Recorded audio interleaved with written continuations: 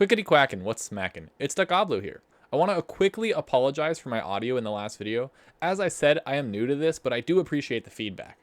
I'm a small-time Twitch streamer and have recently gone on a journey exploring different MMOs after leaving the death trap that is World of Warcraft. This has led me to discovering PokéMMO, and I have become enamored with how the entire game works and feel there is often a lot of confusion about just that. I am going to break this down in a couple different sections, so you can use timestamps to jump around if needed. I'd love to hear your thoughts on the current state of PokéMMO, and if I missed anything, please feel free to leave it in the comments below. First of all, what is PokéMMO? PokéMMO is a massively multiplayer version of the first 5 generations of the Pokemon games, so far.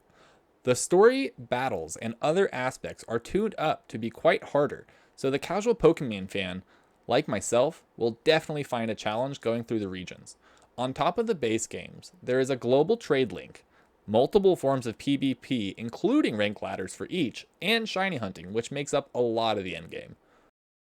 So, now that you get the gist of things, what is there to do? So besides completing the region stories and working on the Pokédex, the game starts stepping away from the main flow and starts becoming an MMO once you have your 4th gym badge. After this, you are allowed to change regions and progress on other regions' badges, as well as unlocking the Global Trade Link. The Global Trade Link, or GTL for short, is probably the biggest factor to making this game a true MMO.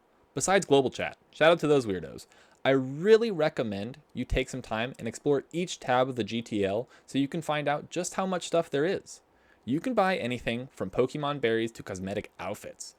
This is also a way you can earn Pokeyen by selling some good IV Pokemon you may have picked up on your journey, or possibly purchase a Moxie Crocodile to help you beat that pesky gym leader you were stuck on. What I think needs to be acknowledged in the game is it only becomes an MMO after you go out of your way to make it so. I often ask myself if I would suggest this game to someone, and I think it's entirely dependent on their goals. PokéMMO definitely has a spot for someone who is looking for a nice nostalgia kick, but wanting a bit more challenge and longevity to their save.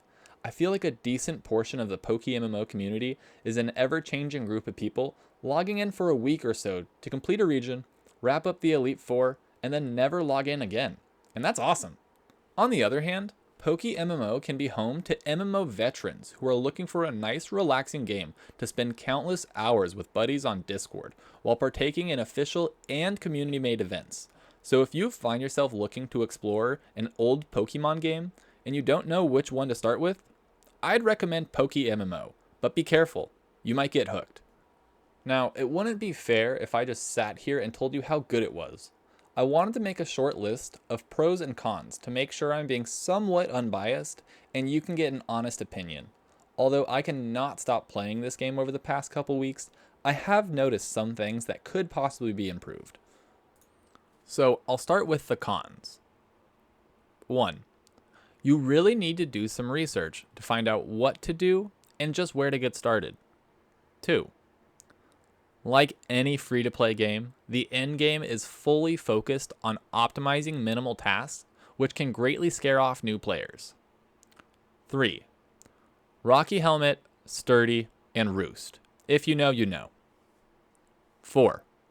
Donator status and other pay-to-win elements feeling like they're required. Many times I have been told donator status is needed for shunting. No, it's not. Let people have their fun. 5. PvP is fairly difficult to get into, and with a lack of VGC, the urgency to learn is not that strong. Now that we're done with the cons, let's move on to the pros. 1. The developers do a wonderful job making our childhood games into a functional MMO. 2. The community has been extremely friendly and welcoming. 3. Once you understand and have an established account, the game feels so nice to log into. 4. There are dev and community hosted events regularly. 5. The flow between regions is done very naturally while still making badge progression rewarding. So I have definitely found a new home in PokéMMO and have signed myself up for the long haul. I am excited to learn more about metronome battles, limited time raids, and learn some PvP meta and so much more. I hope you enjoyed this look into PokéMMO and I have possibly helped you make a decision. I stream Monday through Fridays, 8:30 a.m. to 2 p.m. PST on Twitch, if you want to check me out. Thank you so much for watching if you made it this far, and I hope you have a wonderful week.